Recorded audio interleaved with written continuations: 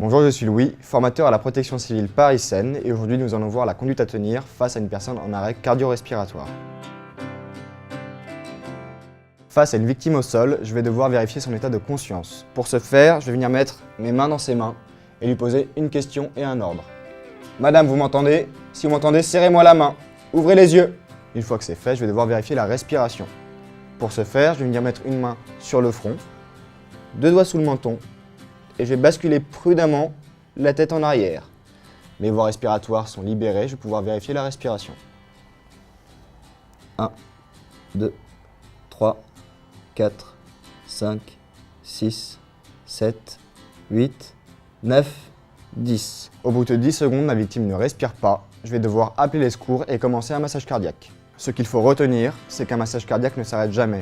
Assurez-vous que les secours aient bien été appelés avant de commencer quoi que ce soit. Si vous êtes en présence d'un témoin, vous allez lui demander d'appeler les secours et d'aller chercher un défibrillateur et pendant ce temps, vous allez commencer le massage cardiaque. Si vous êtes seul, vous allez devoir appeler les secours et s'il y a un défibrillateur dans votre champ visuel, vous allez le récupérer. Ce qu'il faut savoir, c'est qu'un massage cardiaque s'effectue toujours sur un plan dur. Si votre victime est dans un lit, vous allez devoir la mettre sur le sol. Un massage cardiaque doit toujours s'effectuer sur une poitrine nue. Je vais devoir dénuder la poitrine de ma victime.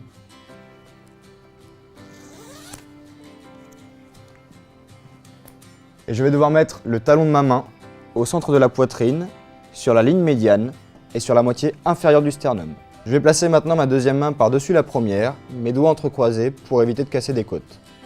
Un massage cardiaque doit toujours se faire bras tendus et coudes verrouillés. Je vais devoir effectuer des compressions thoraciques d'une profondeur de 5 à 6 cm, à savoir que le temps de compression doit être égal au temps de relâchement, et je vais devoir effectuer ces compressions 30 fois, à un rythme de 100 à 120 compressions par minute. Je vais devoir me placer au-dessus de ma victime pour avoir une pression verticale sur le cœur. Et j'effectue 30 compressions.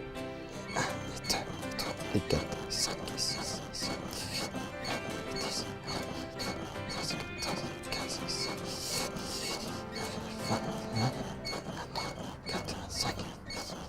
18, 29 et 30.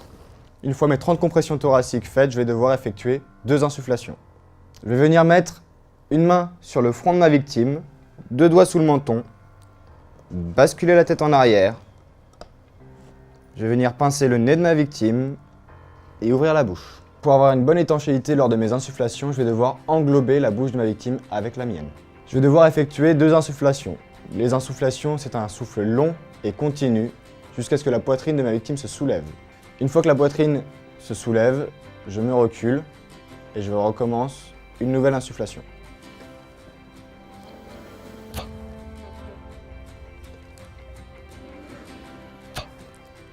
Une fois mes 2 insufflations effectuées, je vais pouvoir recommencer mes 30 compressions thoraciques. En gros, le massage cardiaque, c'est 30 compressions, 2 insufflations, 30 compressions, 2 insufflations, etc. jusqu'à l'arrivée des secours. On n'arrête jamais un massage cardiaque. Ce qu'il faut retenir face à une personne au sol, c'est vérifier son état de conscience, sa respiration. Si elle ne respire pas, c'est qu'elle est en arrêt cardio-respiratoire. Je vais devoir appeler les secours si je suis seul. S'il y a un témoin, je vais lui demander d'appeler les secours. Et je vais commencer mon massage cardiaque. Un massage cardiaque est très physique. Assurez-vous que les secours aient bien été avertis avant de commencer le massage cardiaque. J'espère que cette vidéo vous a été utile. Si vous êtes intéressé par la réanimation avec défibrillateur, je vous invite à aller voir la vidéo à ce sujet. Et pour ma part, je vous dis à très bientôt sur la chaîne Doctissimo.